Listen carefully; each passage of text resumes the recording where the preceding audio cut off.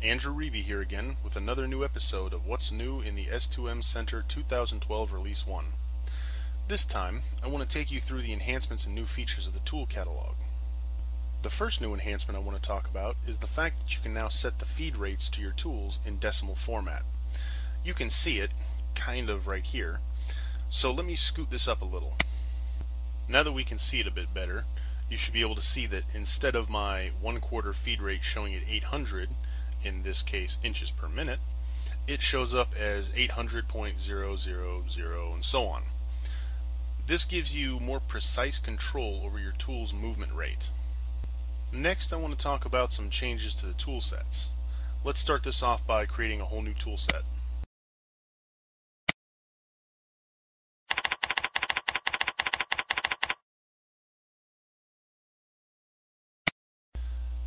Now that we have a new tool set made, let's take a look at some of the new stuff.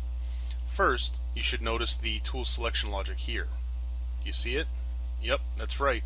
You can now specify that a tool set can be used as an outline tool to cut your parts.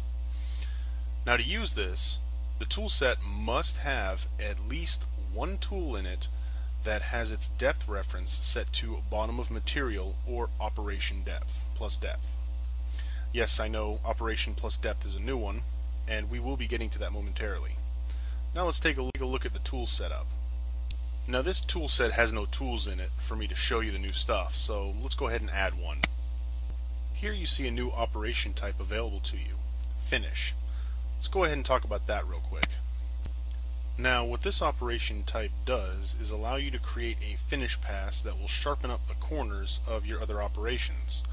I'm not going into detail about this though, as there are a whole lot of things that have to be considered when using this operation type, so I recommend opening your help files and reading up on it.